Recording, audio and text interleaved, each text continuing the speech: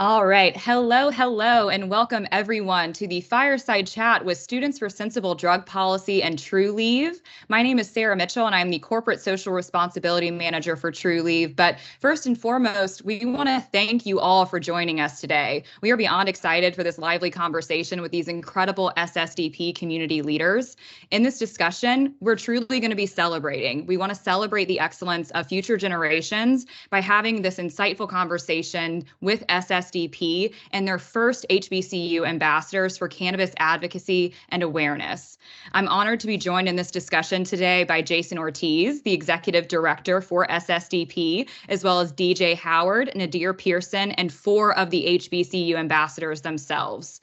The overall purpose of this fireside chat, again, is to celebrate and to highlight the accomplishments of these amazing ambassadors and community leaders. And we hope that you will all walk away feeling inspired and encouraged by the work being done and energized to get involved at your local level as well. So before we dive in, though, I'd like to share with the folks at home a little bit about Students for Sensible Drug Policy. So without further ado, I will introduce Jason Ortiz. So Jason, tell us a little bit about SSDP and the work that you all are doing every day on the ground. Right on. Yeah. Thank you, Sarah. Really happy to be here and excited to be representing all of our wonderful HBCU programs and students that have gone through our partnership with SMART Ambassador Program and Cannabis Industry Accelerator. At SSDP, we are a international, but mostly focused here in the States, student-led organization that seeks to empower young people to change the drug policies in their communities. And so throughout the country, there's a lot of different types of drug policies that folks may be interacting with, but we wanted to make sure we had a specific focus on the South and specifically the Southeast to make sure that we were addressing the states that still have a lot of progress yet to go. And so at SSDP, we have over 88 chapters across the country, but not nearly enough in the South. And so we partnered with DJ and Nadir of SMART to actually be able to do some more specific outreach to recruit folks from historically Black universities and colleges, and then give them the training and empowerment they needed to be able to bring real sensible cannabis policy to their campuses. And so we've been really excited to see it all work out. I was really excited to be one of the trainers for the workshops that we did over the summer, and it's been a fantastic experience so far. The response has been phenomenal, and the movement is really glad to see young Black and brown folks really rising to the occasion, and we're really happy to be working with Trulieve to make sure we can make it happen. And so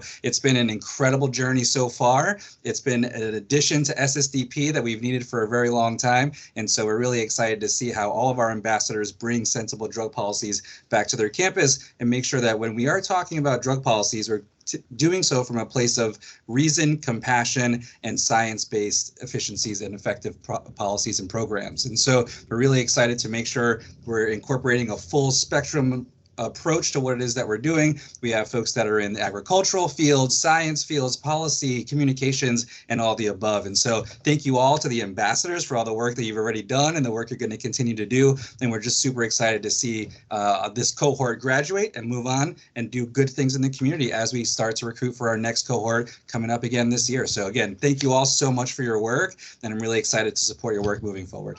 So DJ, now that we know a little bit about SSDP, can you tell us about the HBCU Ambassador Program and why these sorts of programs are so important right now in the cannabis industry? Yeah, so this program is really focused on making sure that our HBCU ambassadors and students at our HBCUs across the country have the information and the education and the knowledge to be able to go out and advocate for cannabis policy, cannabis education in their schools, in their communities, on their campuses.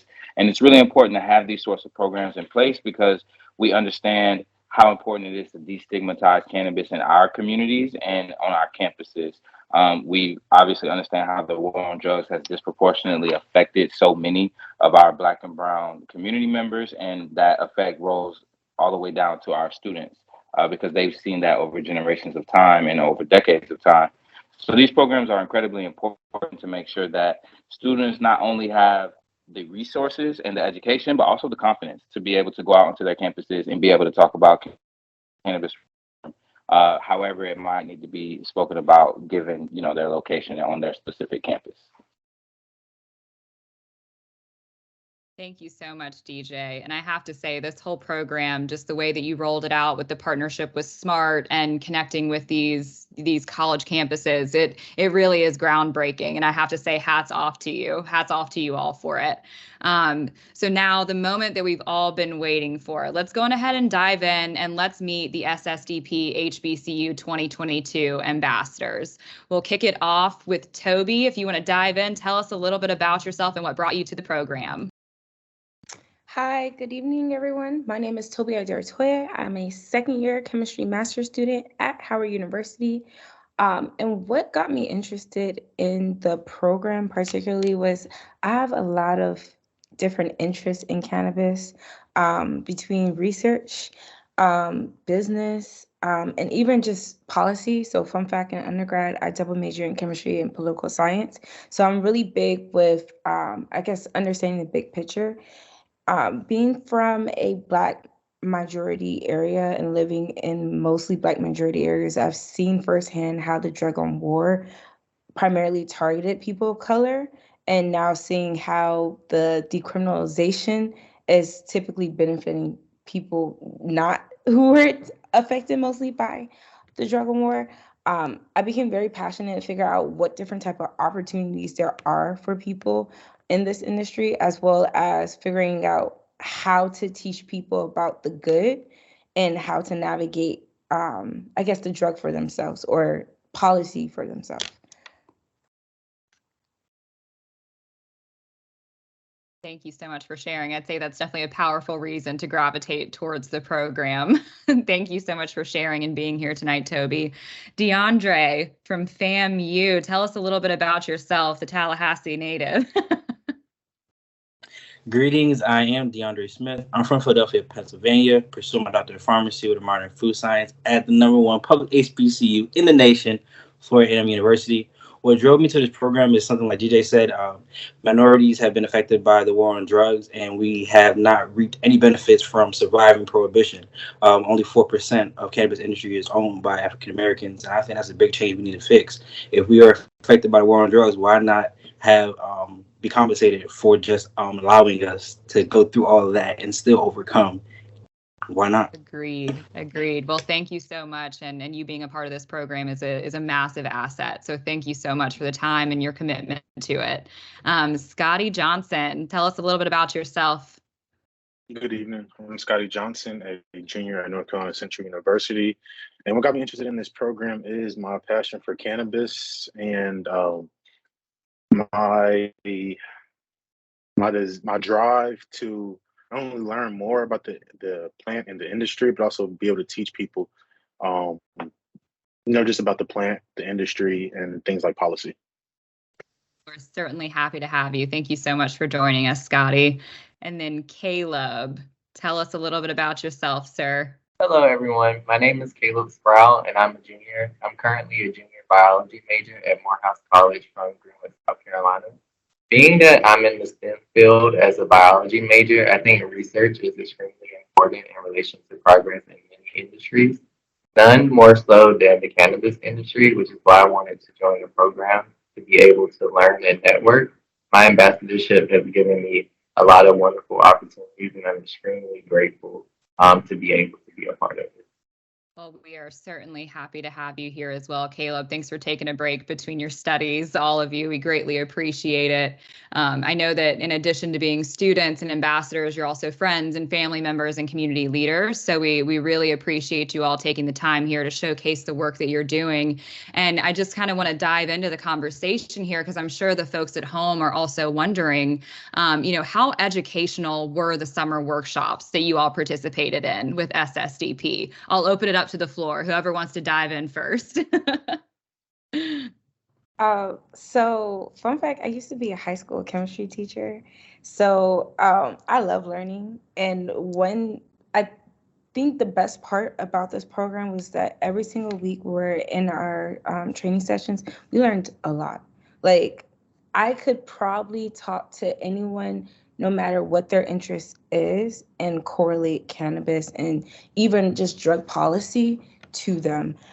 So I would say if I had to rate it on a scale from 1 to 10, how educational, definitely a 10. You learn so much in so many different fields and aspects of our whole system. That's amazing. That's amazing. And I'm curious from, Deandré or Darren's perspective, being in North Carolina or being in Florida, what your takeaways were from the summer workshops. How educational were they for you all? For me, it was monumental.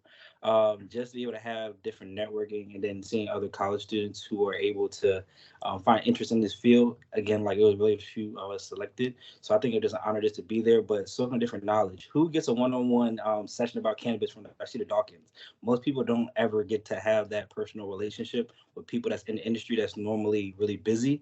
So I think that was just an amazing experience. Every week you have people in different fields coming, talking to you, and really giving you the true insight of what it takes to be in this industry. Even me and Jason talking about policy and telling with schools how they don't want certain things to happen to keep change from happening and just finding ways to fight it. I think it was just really monumental was the only way I could really describe it. It was an amazing experience. Yeah, so I feel that the summer workshops were very, very informative.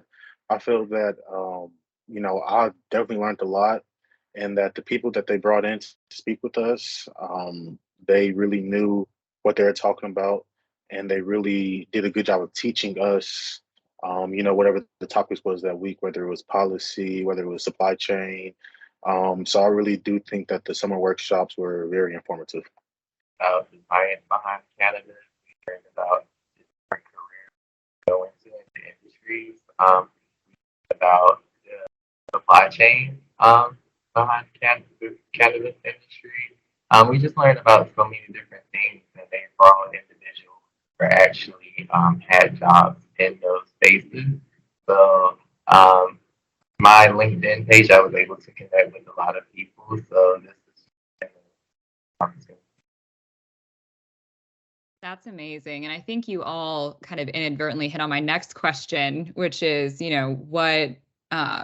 what was the most helpful piece of the workshop? And so much in the cannabis industry, it's about making the connections, right? And having that backroom insight that's kind of hard to track down and find. So I love that through this program, it's facilitating kind of those water cooler moments for you all, to have these conversations in real time with these folks. It's something that you really don't get. So to have it this early on is incredible. So what were some of the most helpful aspects of the summer program, just overall in general, in addition to the connections that you all made? Can I go again? I would say, me personally, the most helpful aspect was it was very intentionally planned, and it covered a wide basis of, I think, any realm you would approach cannabis or potentially any type of maybe taboo industry. Because a lot of times when you think about cannabis, you don't think about maybe the licensing that goes into it. I didn't study business. So when I realized you had to have a license to have this license, to have this license in order for any type of contact, you kind of realize how highly regulated it is, right? You also learn about what different policies are actively being pursued to make opportunities for people who look like you in the industry. And then you also learn about kind of how you could fit in. So I really love the intentionality that the program directors put into this program, because now when I share my own experience, I could really get people pulled in and see how they can fit in into the industry themselves. I would say for me, it was the opportunity.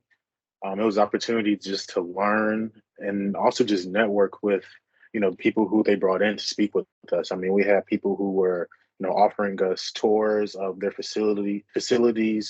We had people who said, whenever we come to wherever they were at, we could just always count on them. We could rely on them as a network. So I think that was a big thing. The opportunity part was big. I would say for me, just again, molding each person to get equipped with stuff that they need in the industry.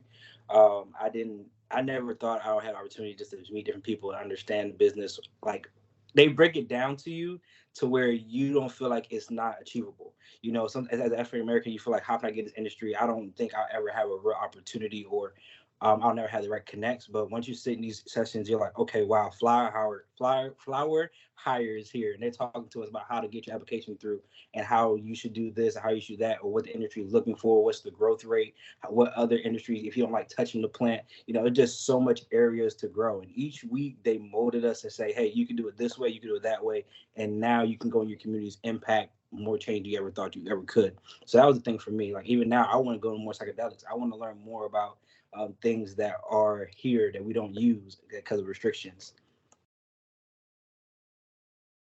Perfect. Thank you all so much for sharing. It sounds like, again, just the opportunity to have those barriers broken down and to make those connections is just amazing. So I'm so glad that you all had that experience. And it also sounds like you guys have had workshops within production, law, the business side, HR. So I'm just curious, what was your favorite workshop and why? That's really hard. I kind of want to say all, but okay, as a chemist, I'm going to say our very first session probably was like mind blowing. And the reason why was like I learned about the endocannabinoid system, which I don't think most people in STEM ever really learn about. Like, you have to really self-teach yourself about it. And we spoke with Rashid Dawson, like Deandré mentioned earlier. You learn so much from these people who've been actively in these industries for some time, who are essentially like innovators, right? And in that first session, I learned so much about plant chemistry. Didn't know that sativa and indica was really just phenotypic, which really changed my perspective about the plant in general. Chemovores. So like, I think that first session really set the stone that like there's so much to learn, that even if you feel like you know so much, like it's a field that is full of discovery. Yeah. When we learned about the growing process with cannabis, that was really fun for me, because I come from a family of people that love to garden. So I'm always interested in learning about plants and, you know, learning how I can get things to grow. So that was really interesting. I would say my favorite workshop was the one with on supply chain with Hillary, Timo, and Morris.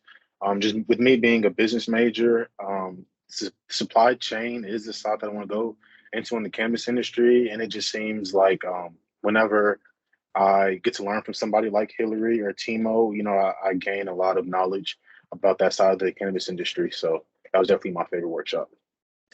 My favorite workshop was the last one. It was like the icing on the cake for me. It was community out organizing with SSDP, with Nadir and Jason mainly headlining it.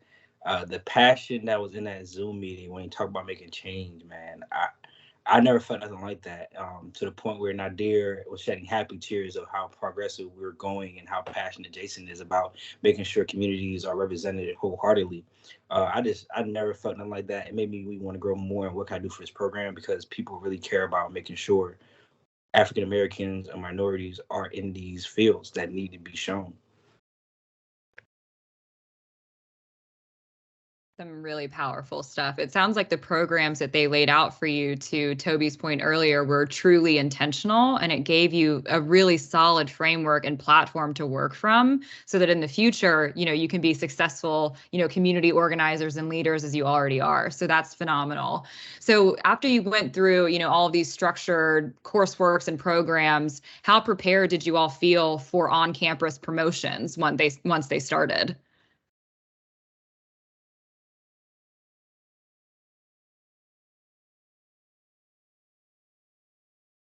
Tobi, I know you want to jump in.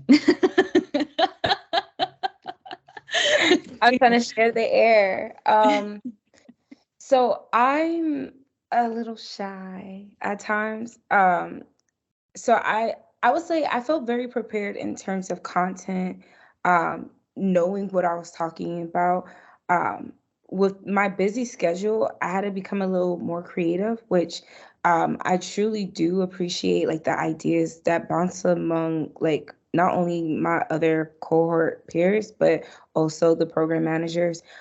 So I feel very, I guess, pretty prepared in the sense that even though I may not have done the traditional tabling, I had different type of innovative QR codes, flyers, posters, and even had like professors sending out flyers, like sharing about information of the program. So I would say they do a good job with giving you different ideas and forms of opportunities you can make to spread the word.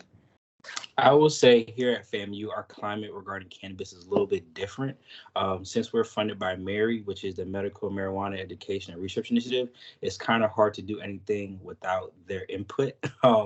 But we still found ways to make progress on campus. We're even having a clinic, medical marijuana card clinic this weekend coming up. So we're actively have boots on the ground, really trying just to showcase the program and get more students involved in cannabis as much as we can. Again, I wouldn't be able to be in this position without this program because, again, they gave me the resources so I can connect with Mary a lot in other programs too. So it actually worked out really well. For me, I would say that in terms of the climate in the AUC being at Morehouse, I would say that it something that was a little disappointing is that it being here in Atlanta wasn't as easy as I thought it would be to get the college's support for the initiatives that we wanted to push through. But thankfully, I'm the president of this organization called Morehouse More Green, which is an environmental organization in AUC. So we have been able to get students involved through our meetings, and that has really helped with community engagement in the AUC. But I do think it's reflective of the real world and just the fight that we have to continually push through and to make sure our voices are heard and to let everybody know that the plan isn't bad. And so, yeah, that was my experience.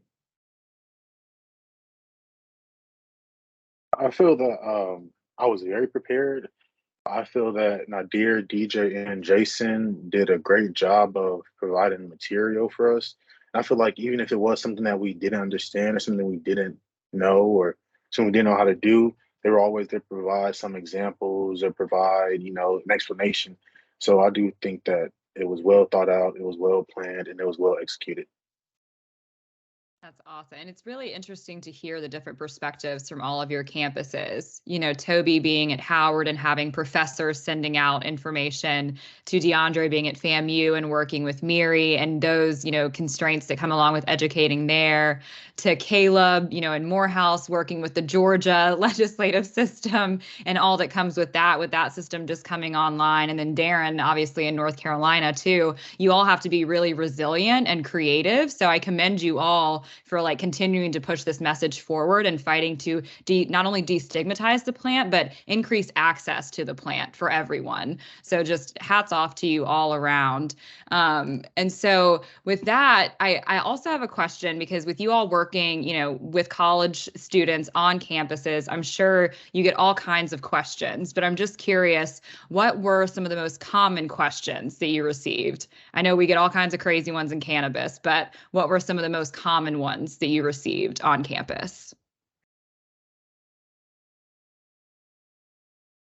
Okay, one of the most common questions that I hear was like, is it legal? People ask me that all the time, so that's for me.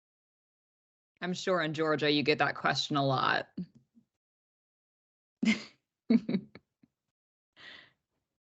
I would say my most common questions are probably along the lines of what type of jobs, other than growing or potentially being a bud tender, that you can get in the cannabis industry. And that's such a good point too, because I feel that for so many, there's still, the mystifying factor within cannabis. They think it's only plant touching or you're in the stores. And there's so many other pieces within this industry, from law to the HR side to ancillary businesses. I mean, the breadth of the industry is so wide, and it's really important that we continue to show that there are many opportunities. It's not just, plant touching or retail focused. So I appreciate you bringing that point to it. At FAMU, a question that I get asked a lot, is it cannabis or is it marijuana? That's that I get asked a lot.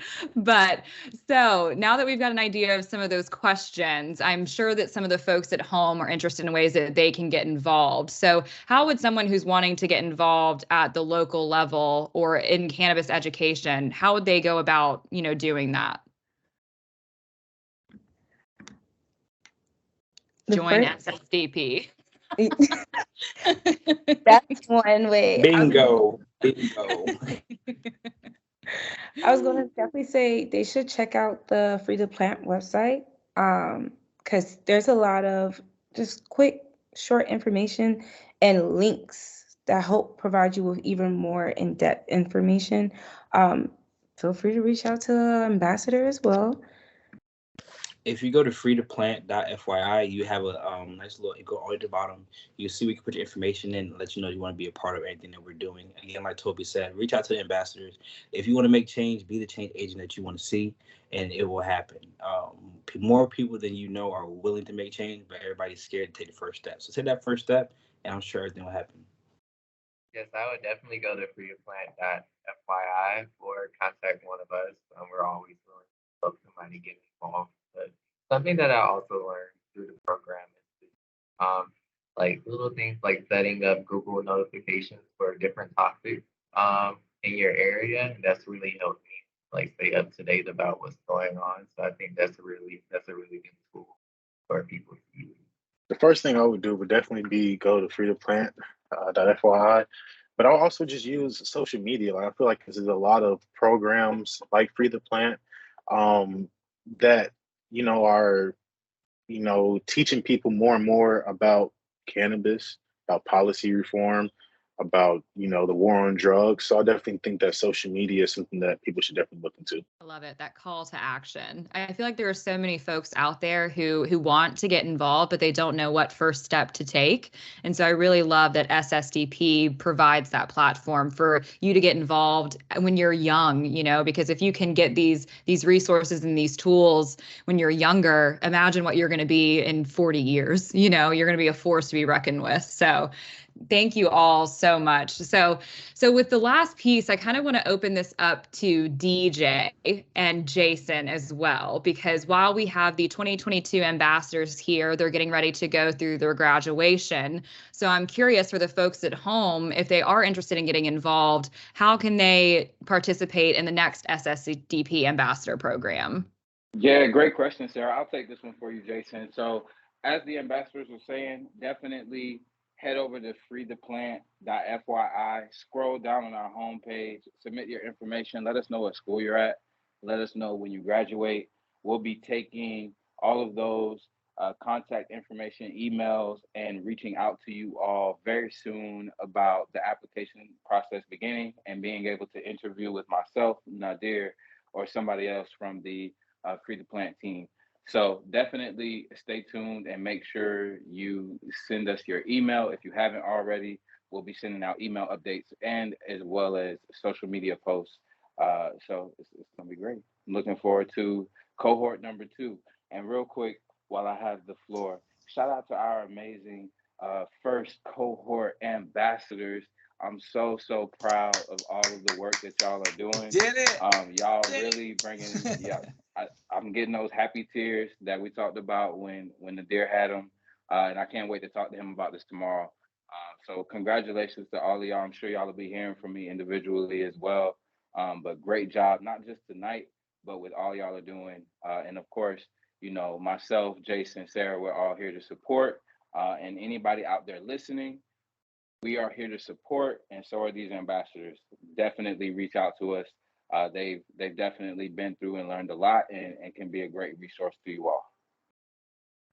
Yeah, and I'll just say quickly for the folks that aren't in the Southeast that if you go to ssdp.org/chapters, you can see a map of all of the chapters we have across the country. We have over 90 across the country, and they're all there ready to do badass stuff with y'all, support your efforts. If you already have campaigns going and want some help, then hopefully there's an SSDP chapter in your state. Reach out to them and ask for their support, but also feel free to reach out to us. And if there's not one in your area, let's start one. And so the more places that have SSDP chapters, the more we can go out there and change all these cannabis laws. So when somebody asks, is it legal? We can always say yes. Finally, someday, the answer will be yes to everybody. And so we're almost there. But now with 10 new badass organizers, you know, we're definitely a significantly way closer.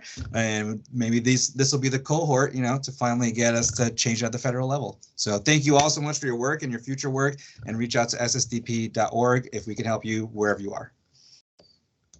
Thank you so much, Jason and DJ. And to reiterate it again, if you haven't already, go to SSDP. They're a phenomenal resource. I encourage all of you out there to look into their resources that they have. If you're ever interested in participating in any of the Trulieve events, we have great partnerships like with SSDP, events going on all the time. We are always out in the community, and we are so excited to launch the 2023 SSDP cohort again. But for all of you that joined us here tonight, for the ambassadors, thank you all. As Deandré said, be the change that you want to see in your community. I thank you all for your work, and I appreciate you so much. All right. Wait, Sarah, real quick before you end it, can you edit this in? Let me say something real quick, because I just saw Tobi, and I believe she got on the red shirt that I think she got on. So let me real quick just edit something in real quick if you don't mind, Sarah. I'm so sorry. No, you're good. Go for it. Go for it.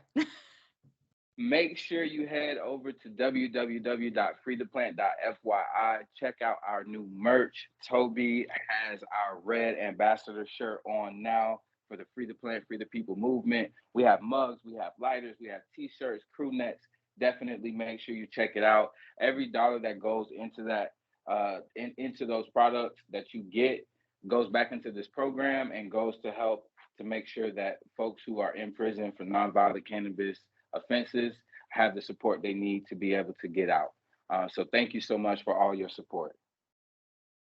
And thank you, Sarah, for all of your work to help us get this going and keep it going in the next year, even bigger and better. So thank you to Sarah and John Calloway, all the folks at Trulieve. We had a fantastic first cohort with your help, and now we're going to be moving on to second cohort, bigger and better with your support. So thank you.